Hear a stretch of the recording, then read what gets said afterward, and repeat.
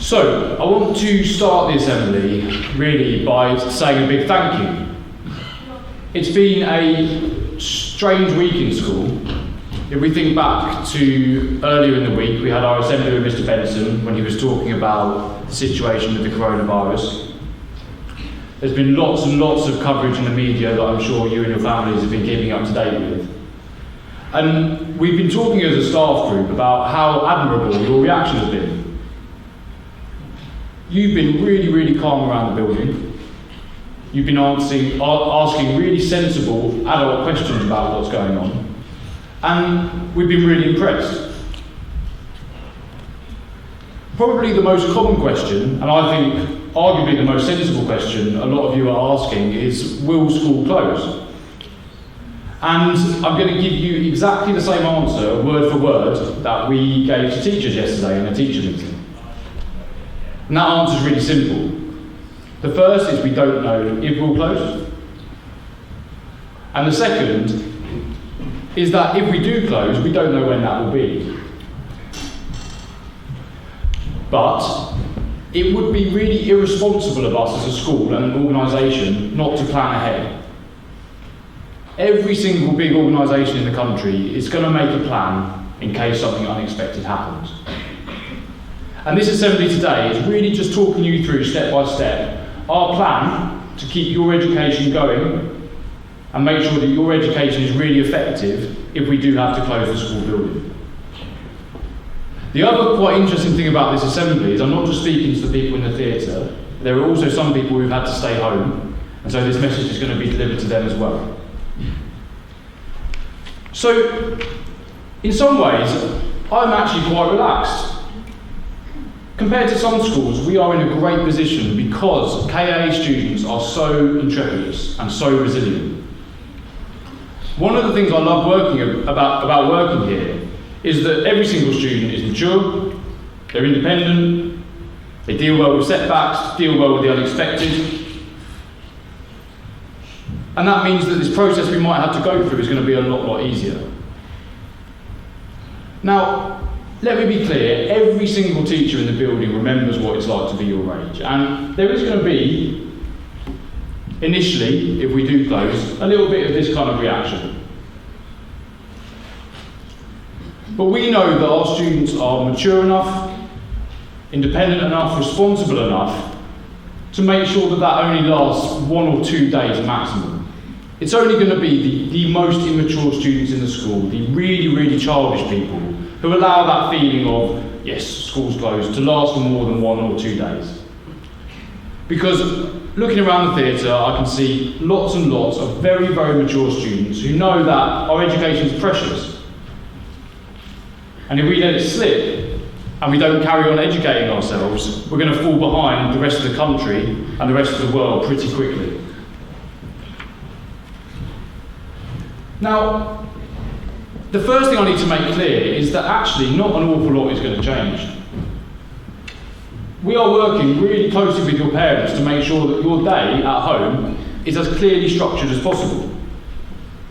The first thing to say is our school website will be the place to go for all the most up-to-date information. And you can pass that on to your parents and let them know that if they have any questions, the website is the place to go for the kind of official up-to-date news on what we're doing.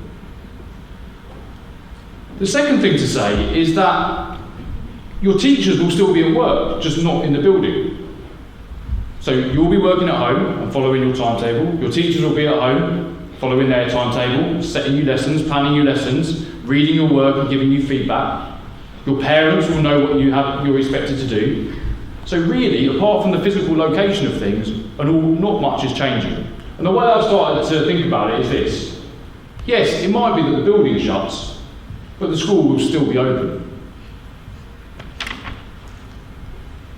You don't really need me to go through this, but your educational diet will look pretty much the same.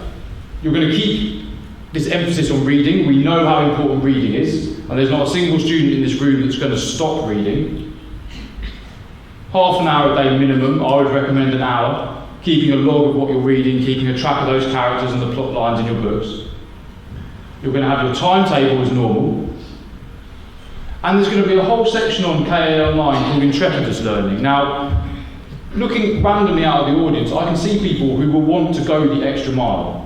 And in the Intrepidus Learning section of KAA Online, what you'll find is every single little bit of extra material that will help you push to that next stage in what you're learning.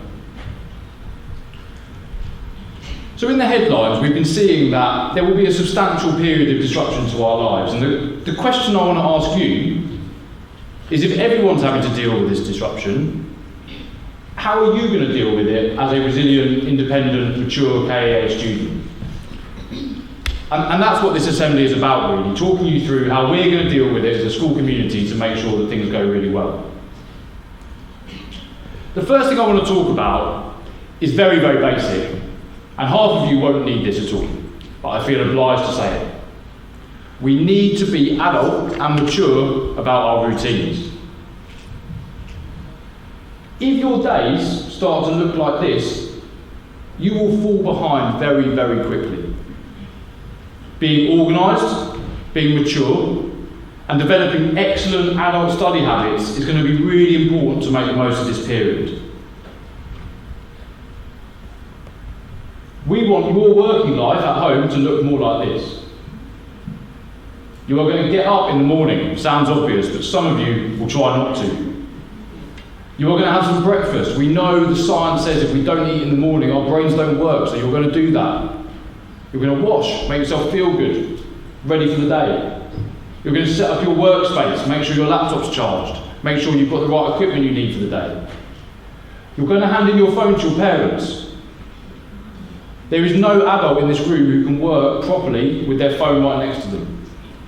When I have to do work at home, I leave my phone in another room, and you will do the same. You will hand your phone over to your parents and you will say, can you take this while I'm doing my lessons, because otherwise I'm going to get distracted. It's normal to be distracted, and we just need to be aware of that.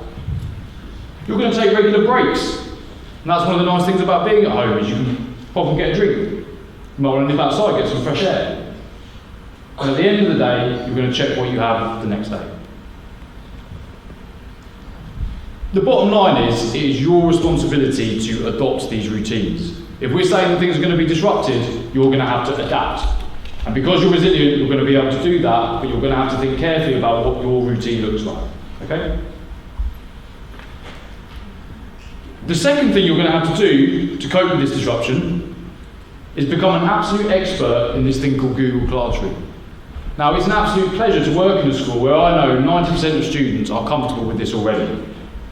But what I'm going to do now is take you through step by step what you need to know to get to the lessons in the way that you need to access everything your teacher is setting and to submit your work in the right way so you don't get into trouble. Firstly, go to our website and click on KAA Online. You'll see that the KAA Online page has been simplified. At the bottom, there are links to all the year group timetables, and the first thing you do in the morning is you check what you have that day. Here's an example Year 7 timetable, and you can see that Year 7's on a Monday will do their first AM period of history, a second period in the morning of computer science, then they'll have English in the afternoon, maths in the afternoon as well, and then the day will finish. When you've done that, you'll go back and you'll click on your Google Classroom homepage. After you've clicked on that, it will bring up all your classes. This is like having all of your physical classrooms lined up in front of you, and you can choose which one to go into. And because you've looked at your timetable, you'll know not to go to geography if you've got history, because your geography teacher will be like, what are you doing here? So you'll go to the right room, and you'll click on that class. In that class, you will see the lesson that your teacher has set you. It's so simple. The lesson will have a title, it will be clearly labelled, it will have the topic next to it so you know you're clicking on the right one. And when you click on that, this is what you'll see. This is your lesson. You'll see the instructions for the lesson here. You'll see the resources for the lesson you need here. And your teacher might even upload your PowerPoint slides that they would use in the lesson normally to this section so you can click through them as if you were there. But the most important thing I need to draw your attention to is this thing on the right hand side here. It says your work. This is where your teacher will give you your exercise book virtually. or hand you a worksheet virtually. And that is the thing that you have to complete. You click on it, you open it up, and when you finish the work, you click hand it in. It could not be simpler. If you finish all of your lessons, and your parents are saying, what else can you do? I feel like you haven't done a full day of school yet. What you will do is go back to KAA Online homepage and you'll click on Intrepidus Learning, and there you'll be taken to all of the different subjects and all of the extra fantastic enrichment opportunities we have across the school. So, if you can answer me yes to the following questions, then I would categorise you as a Google Classroom expert. Do you know your password for Google, for logging on Chromebooks, for getting into your Gmail email that we use at school? If you don't need to say anything now, but at the very end of the session, you're going to stay seated. The second thing you need to be able to do as a Google Classroom expert is check your emails every morning at 8:30 and through the day for emails from your teachers. Because we're not going to be able to meet in person, that's going to be our mode of communication. People who work in offices and businesses are always checking their emails, and you guys have got to develop that adult professional habit now.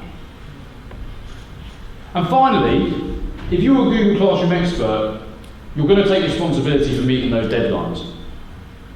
The one big difference about working at home is the teacher isn't going to be standing over you saying, give me your work. You're going to have to click that button to have handed in the work. So this is about individual responsibility, you being accountable and proud and responsible of doing that on your own. So let's go through a day in the life of what this might look like. You're not going to have to pack your bag, which is a bonus. What you might do is get up at 8:30, have your breakfast, check your emails, and what you'll see there is an email from your Director of Learning just reminding you about what you've got on that day.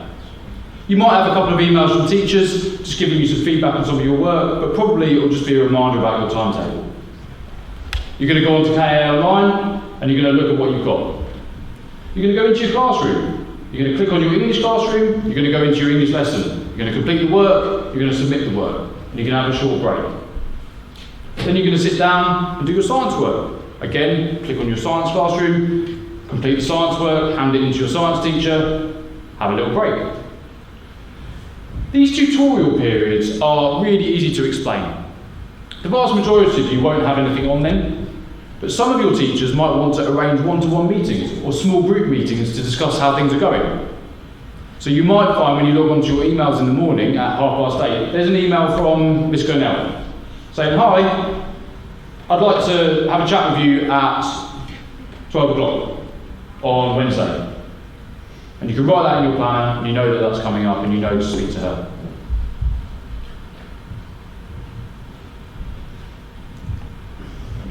The last point I want to make is about why this is so important. Education is so precious. It's so precious. And you will know from looking around the world that some people are not as lucky as us, and they do not have access to the same high quality education we have access to. There will be a it's probably going to be less than 5%, a very small number of students who don't do enough work during this period. Either because they're too immature to understand how important it is, or they don't have the maturity and resilience to develop those routines. And what's going to happen is they're going to slip behind very quickly. And I think this is a really useful metaphor to use about a running race. Once you slip behind, and you will have all seen track racing in the Olympics, once you slip behind, those races are impossible to claw back. And that's what we feel very strongly as teachers about saying this to you, is please, please, please, be like 95% of students in here and do that work to the best of your ability, because then you will be one of these front runners. And when you leave school and you do your exams and you go on to university and you're looking for jobs or different careers, you'll be really grateful that you did, because you won't have slipped behind. For all of this to work, we need you guys to ask yourself a couple of really frank questions. If this communication between your teacher and you as students is going to be smooth and reliable, you're going to need a laptop, and that laptop is going to need a connection to the internet. That's obvious. You guys have grown up in the modern world, you know that. If you haven't completed a survey about your access to a laptop at home yet, I think most of you would have done, but if you haven't, you must stay seated at the end of this presentation. There's one final point I need to make, which is that in a very small number of cases, we're concerned that students might have filled out this questionnaire incorrectly. I don't want to dwell on the negatives, but this is an issue of citizenship. If there is anyone in this theatre who filled out that questionnaire thinking, I don't really need a laptop, but I'm going to put down, I do anyway, you need to be thinking about the people who really, really need that laptop, who don't have access to any kind of computer. Because if you take it and don't really need it, what it will mean is that person who really needs it will be left without and won't be able to complete their education. So if you're sitting there listening to me thinking, I've made a mistake there, it's fine, you're not going to be in trouble at all, but you do need to exercise some citizenship and be honest about this at this point. So I'll end with the key points. First of all, I'll reiterate the thank you. It's been a very, very strange week and you have dealt with it so well. Everyone is really proud of you and we're really grateful. You've made this a lot easier as staff in the school. The way you've reacted to such uncertainty is very mature and really, really impressive. Let's remember the three key messages here. The first is if your parents ask about where you should be going for information, it's the school website. You might hear of someone else that something else is happening. Don't listen, check the website. The second, from your point of view, is that nothing really changes. We are working very, very closely with your parents to make sure that you have some structure in your education. So if anyone here is thinking, school is shut, I don't have anything to do, I'm sorry to disappoint you, but that is just simply not the case. The building might be shut, but school will continue and still be open. Your teachers are looking forward to working with you and are thinking really carefully about making this process enriching for you.